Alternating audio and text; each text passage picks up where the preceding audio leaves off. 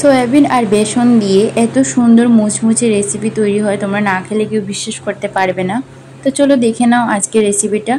তো কীভাবে করি না করি সবটাই তোমাদের সাথে শেয়ার করব। যদি মনে করো যে এভাবে স্ন্যাক্সে খাবে সেটাও খাওয়া যায়, আবার যদি ভাবো যে সবজি রান্না করে খাবে তাহলেও খাওয়া যাবে। তো চলো পুরো ভিডিওটা দেখো।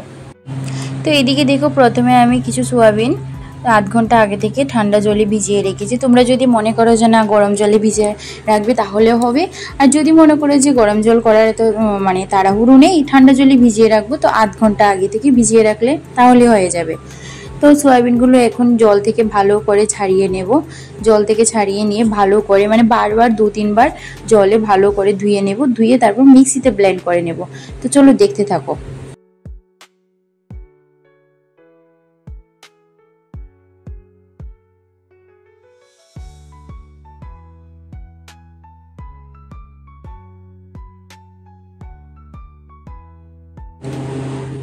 তো এবার দেখো মিক্সিতে ব্লেন্ড করা হয়ে গেছে, চিকেন কিমা যেরকম হয় সেরকমই।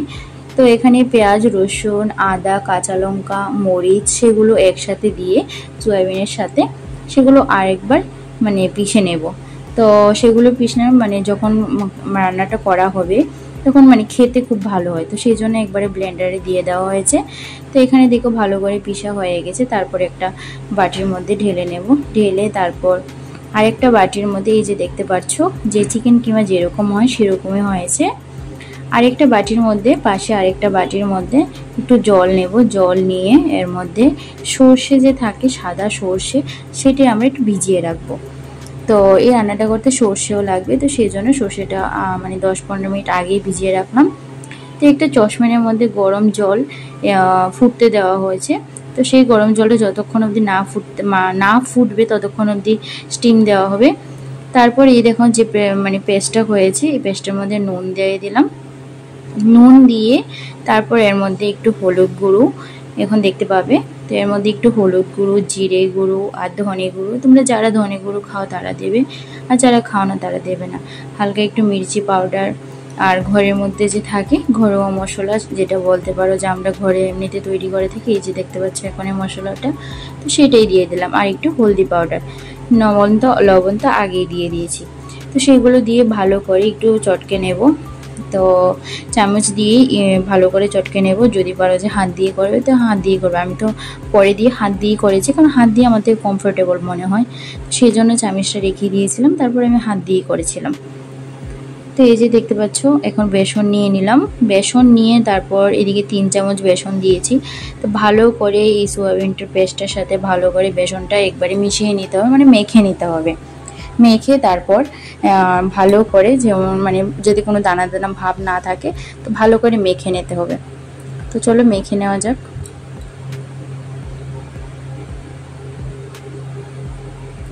তারপর এখানে দেখো সর্ষে তেল যে থাকে, তো বোতলের ছিপিটায় দিয়ে 2 ছিপি আমি দিয়েছি, যে যতটুকু মানে আন্দাজ মতো দেবে, তো বেশিও দেবে না কমও দেবে না, মানে যাতে মানে স্বাদটা আসে সেরকমভাবে দেবে। তো তেলটা দিয়ে দেখুন ভালো করে আবার মেখে নিলাম, মেখে তারপর একটা সাইডে দিয়ে একটা থাল নিয়ে নিলাম। তো সেই থালের মধ্যে এখন আমরা যে মানে মাছ খাই সেরকম মাছের আকারে একটা মানে কি বলবো মাছের আকৃতির একটা শেপ দিয়ে নেব। তো এই যে দেখতে পাচ্ছ শেপটা আমি দিচ্ছি, তোমরাও ট্রাই করতে পারো একবার। তরকারিটা খেতে তো মানে বেশ দারুণ হয়েছিল, তোমাদের কি বলবো, তোমরা না খেলে বুঝতে পারবে না। তো এই যে দেখতে পাচ্ছ মানে কেউ ধরতেই পারবে না যদি না বলো যে এগুলো মাছ না অন্য কিছু। তো যারা মনে করো নিরামিষ খাও তারা পেঁয়াজ রসুনটা না দিলেও পারো, মরিচ, আদা, জিরে গুঁড়ো, ধনে গুঁড়ো এসব দিয়ে পেঁয়াজ মানে নিরামিষের মধ্যেও খাওয়া যাবে, পেঁয়াজ রসুনটা না ইউজ করলে হবে। তো এই যে দেখতে পাচ্ছ আমি একে একে করে সবগুলো তৈরি করে নিচ্ছি। তো একে একে করে তৈরি করে তারপর কি করি সবটাই তোমরা দেখো।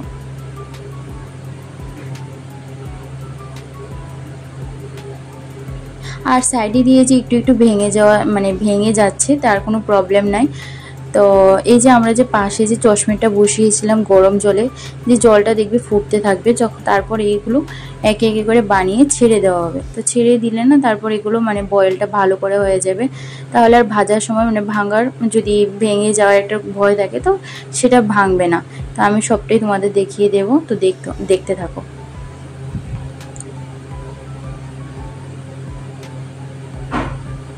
তো দেখতে পেলে একে একে সবগুলো তৈরি করা হয়ে গেল। দেখতে পাচ্ছ পুরোটা মাছের পিসের মতো লাগছে, কেউ ধরতেই পারবে না যে এরকম। তো এখন দেখো জলটা ফুটে উঠেছে, জলটার মধ্যে একে একে করে সবগুলো আমি ছেড়ে দেবো।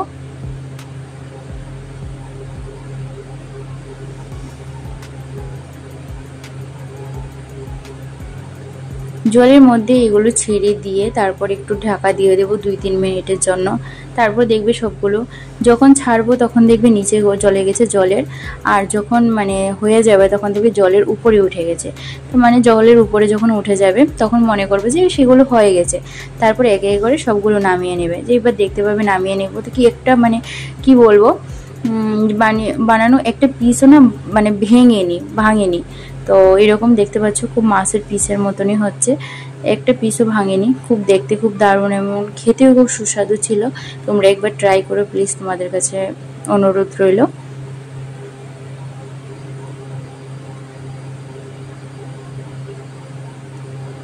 তারপর দেখো একটা পেস্ট, সবজিটা যে বানাবো সেখানে একটা পেস্ট তৈরি করলাম। সেটার মধ্যে কি কি মশলা নিয়েছি, পেঁয়াজ, টমেটো, সর্ষে, সাদা সর্ষেটা নিবে, সাদা সর্ষের টেস্টটা ভালো আসে। আর আমি কালারের জন্য শুকনো লঙ্কা নিয়েছি, আদা, রসুন, পেঁয়াজ যা যা দেওয়া হয়, তো সেগুলো দেখো পেস্ট করে নিয়েছি। তারপর কড়াইটা বসিয়ে দিলাম উনুনে, কড়াইটা গরম হওয়ার জন্য, তারপর গরম হয়ে গেল তারপর তেল দিয়ে দিলাম। তেলের মধ্যে একটু নুন আর একটু হলুদ গুঁড়ি দিয়ে দেবো, তাহলে না ভাজার সময় ওর কালারটা খুব ভালো আসবে। কারণ আমরা তো উপরে থেকে কোনো হলুদ লবণ ইউজ করব না, আগে করেছি।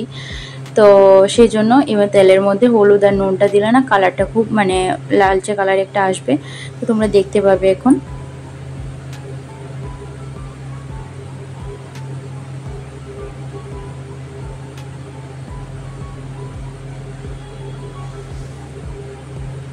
তো এক এক করে সবটি দিয়ে আমি ভেজে নেব। আর ভাজার সময় না প্রথম যখন কড়াইয়ের মধ্যে দিবে তখন আলতো হাতে দেবে যাতে না ভেঙে যায়। তো প্রথম একবার এক পিঠ ভাজা হয়ে গেলে তারপর আরেক পিঠ আলতো করে উল্টে দেবে, তারপর ভাঙার আর কোনো সম্ভাবনা নেই।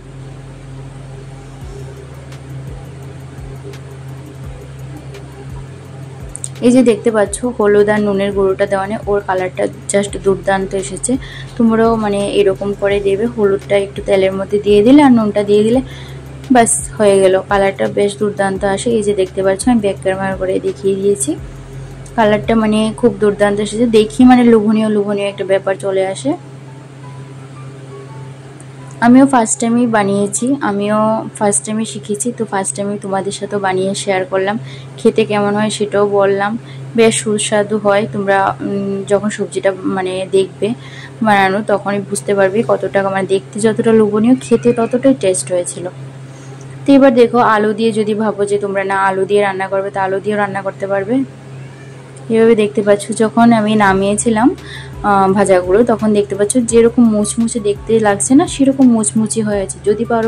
যদি ভাবো যে না আমরা স্ন্যাক্সের খাবারে খাবো তাও খাওয়া যাবে, যদি ভাবো যে আমরা সবজি দিয়ে খাবো তাও খাওয়া যাবে। তো এখানে দেখো বলতে বলতে আলুগুলো ভাজা হয়ে গেল কমপ্লিট।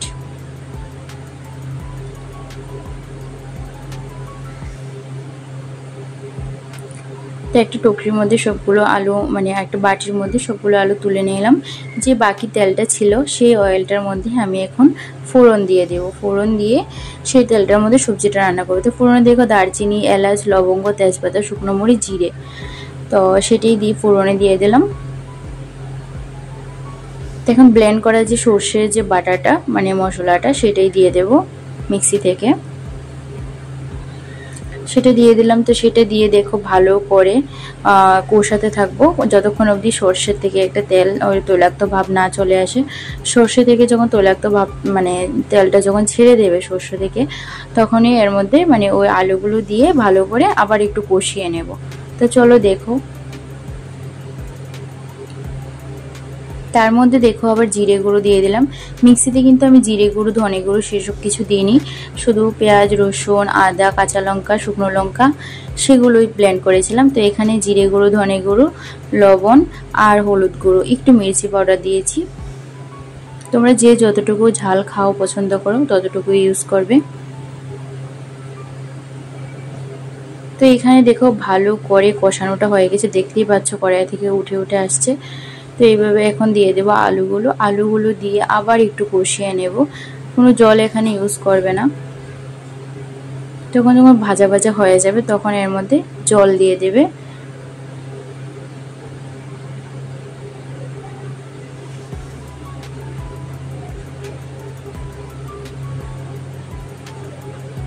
এখন দেখো ভাজা ভাজা মোটামুটি হয়ে গেছে। তারপর এখানে জল দিয়ে দিলাম ঝোলের জন্য। যে যতটুকু ঝোল খাবে, যে যতটুকু মনে করো গ্রেভিস টাইপ করবে তো জল কম দেবে, যে মনে করো ঝোল খাবে তো মানে সেই অনুসারে জলটা দেবে। জলটা দেখো এখন ফুটতে শুরু করে দিয়েছে। তো এখন একে একে করে সবগুলো ভাজা মানে বড়াগুলো ঢেলে দেবো। এই যে দেখতে পাচ্ছ পুরোটা মাছের পিসের মতন লাগছে, কেউ বুঝতেই পারবে না সেগুলো সয়াবিনের তরকারি। আমার হাজব্যান্ডও প্রথম বুঝতে পারছিল না, বলছিল যে আমি তো মাছ আনিনি, কোথা থেকে মাছ এনেছো। যখন মানে খাওয়া হলো তখন বুঝতে পারলো যে না সেগুলো তো মাছ নেই। তারপর না কাঁচা লঙ্কা 2-3টে কাঁচা লঙ্কা উপর দিয়ে চিড়ে দিয়ে দিবে, স্মেলটা খুব দুর্দান্ত আসে। আর তরকারিটা সেই জন্য ভালো হয়েছিল, সর্ষে বাটা হয়েছিল সেখানে, তো আর টমেটো ফ্লেভারটাও আসে, তো সেই জন্য তরকারিটা বেশ দুর্দান্ত হয়েছিল। তোমরা যদি মনে করো সর্ষে দিয়ে খাবে না তাহলে এমনিতেও খেতে পারো শুধু পেঁয়াজ রসুন দিয়ে।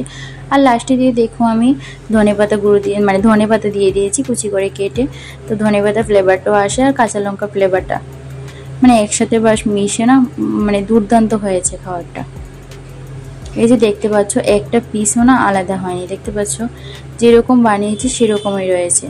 মানে বয়েল করলে আর ভাঙার কোনো সম্ভাবনা থাকে না, আলতো হাতে ভেজে নিলে তো ভাজার পর আর তো কোনো রিস্ক থাকে না ভেঙে যাওয়ার। তো এখানে দেখতে পাচ্ছ সবজির ফাইনাল লুকটা, দেখতে তো জাস্ট চমৎকার লাগছে, মানে কি বলবো তোমরা দেখে বুঝতে পারছো। যেমন কালারটা এসেছে শুকনো লঙ্কা ইউজ করেছি সেজন্য। তো যদি মনে করে যে তোমরা আলু দেবে না এমনিতে খেতে পারো, যদি মনে করে সর্ষে দেবে না নাও এমনিতেও খেতে পারো।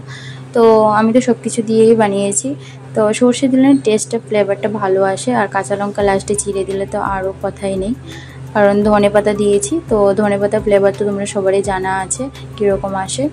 তো খেতেও না জাস্ট মানে অসম হয়েছিল, তোমরা খেলে একবার বুঝতে পারবে। তোমরা বাড়িতে একবার ট্রাই করো সেই সবজিটা, যখন মাছ মাংস থাকে না ডিম কোনো কিছু থাকে না তখন একবার ট্রাই করে দেখতে পারো। এক থালা ভাত না এক নিমিষে শেষ হয়ে যায় সেরকম সবজি থাকলে। আমিও আজকে বাড়িতে সেই একটাই সবজি রান্না করেছিলাম, সেই সবজি দিয়ে আজকে ভাত খাওয়া হয়েছে আজকে সবার। তো আমার ভিডিওগুলো দেখতে কেমন লাগছে তোমাদের তোমরা সবাই আমাকে কমেন্টে জানিও। যদি ভালো লেগে থাকে লাইক করো, শেয়ার করো। সবাই ভালো থেকো, আজকের জন্য এতটুকুই, টাটা বাই।